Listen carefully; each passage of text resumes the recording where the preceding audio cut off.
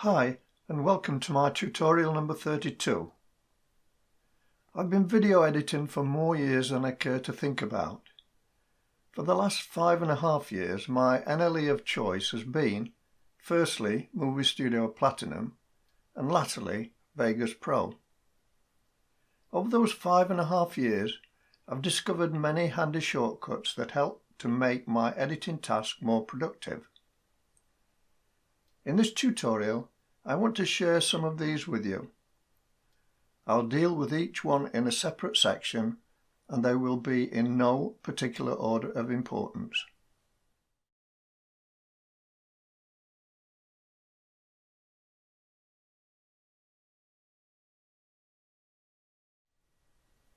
If you have two events, one with a series of keyframes,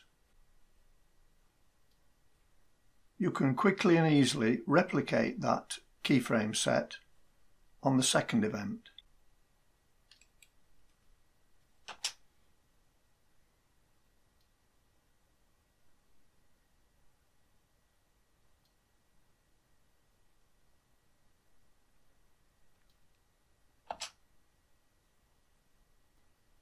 If you open up track motion,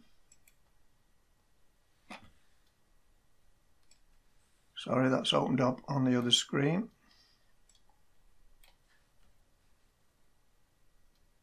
And you drag across the keyframe set, right click one of them, select copy, go to the beginning of the next event, add a keyframe,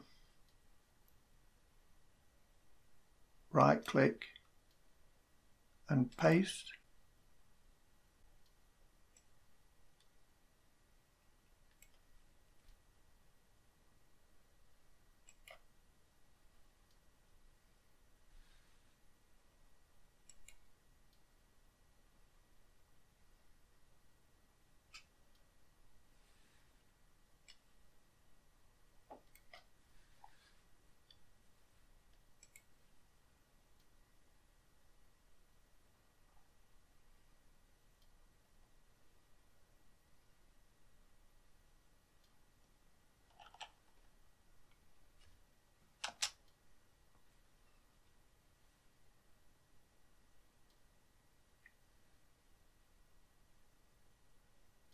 One thing to point out, I've pointed this out many times, make sure that the last keyframe on the event is one frame in from the end of the event.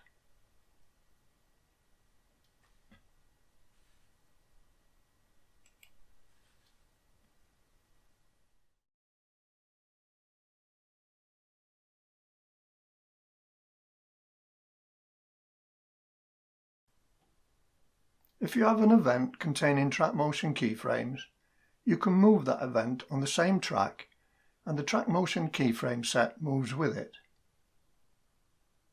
If there's a keyframe at the end of the event, that keyframe must not be on the event end boundary. If it's on the event end boundary, it won't be moved and will remain in its absolute position on the timeline.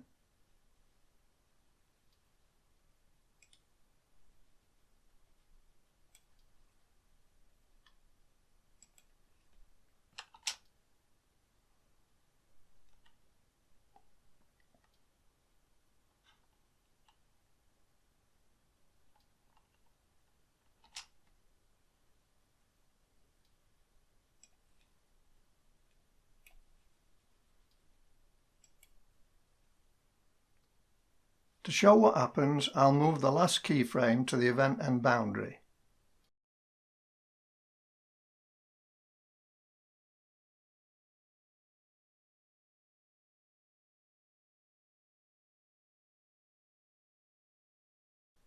When I move the event, that keyframe remains in situ and shows itself when the event moves off it.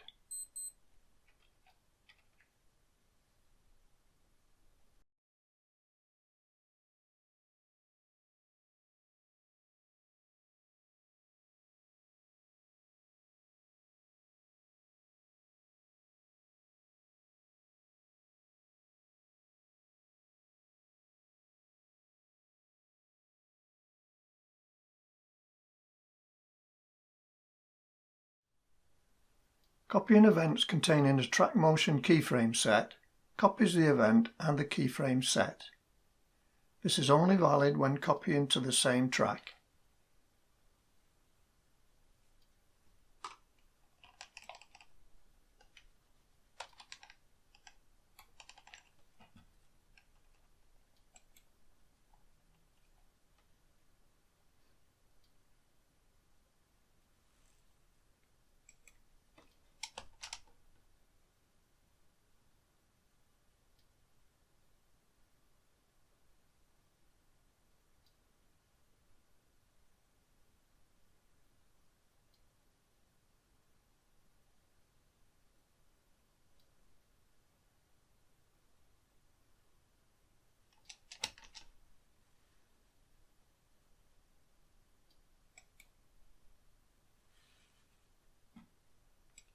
Similar to the statement in tip number 2, any keyframe on the event end boundary will not be copied.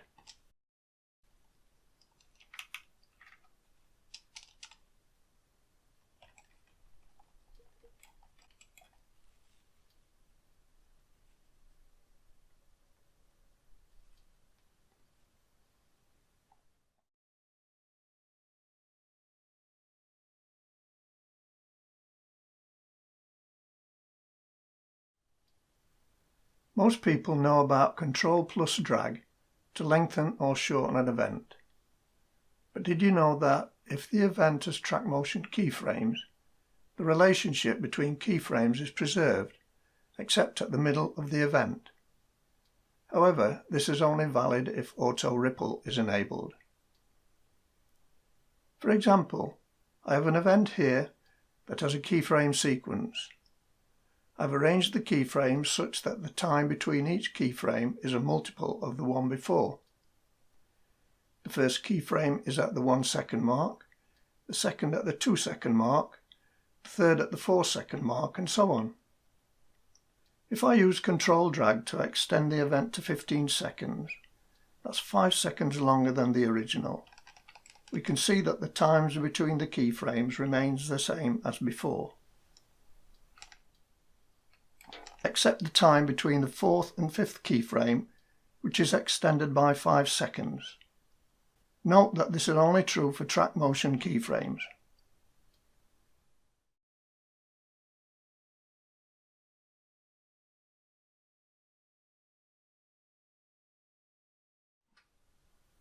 Did you know that you can click and drag the keyframe icons along the bottom of the track without needing to open track motion?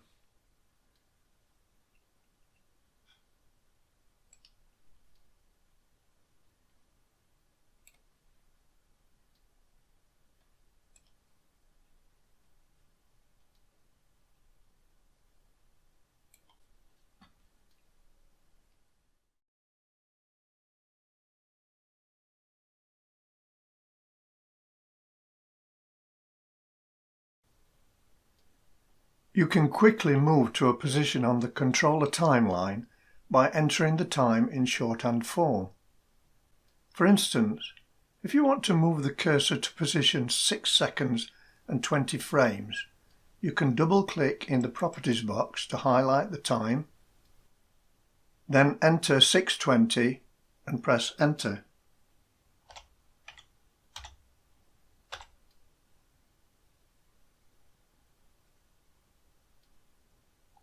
You don't need to enter the leading zeros, but if the desired time is on the second boundary, you must include 2 trailing zeros.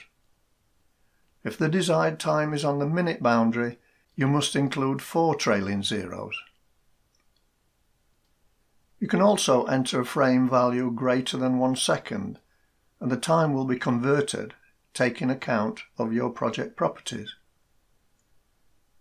For example, with a frame rate of 25 frames per second, a value of 30 entered will change to 1 second, 5 frames.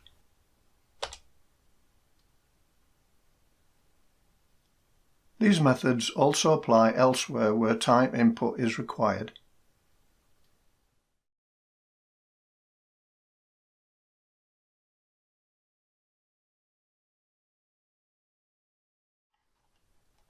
Most users know that you can rename tracks, but did you know that you can also rename events? This can sometimes aid the design of complex multi-event titles. The quickest way to do this is to select the event, then press F2 and enter the new name.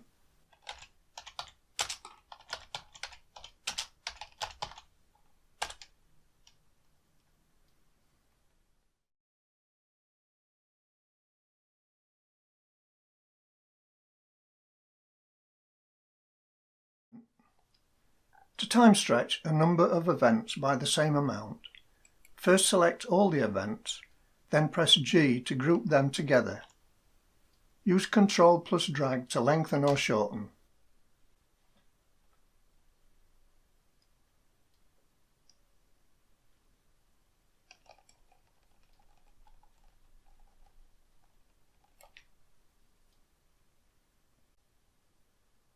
All the events will be lengthened or shortened by the same amount. If there are gaps between the events, these gaps will be lengthened or shortened proportionally.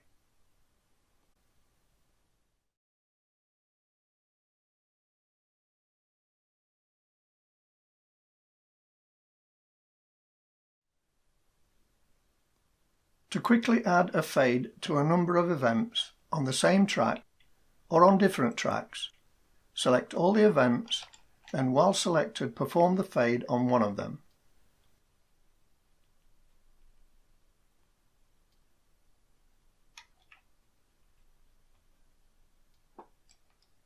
The fade will be replicated on all the other events.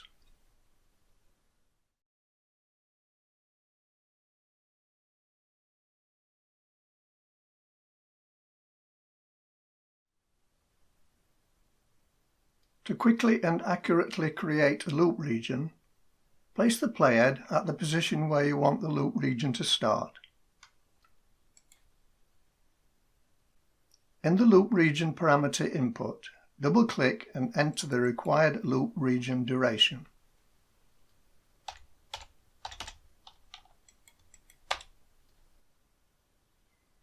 The duration should be entered as described in tip number 6.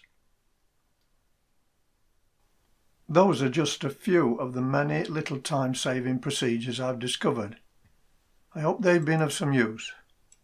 I'll put together another compilation for a future tutorial. Until the next time, bye for now.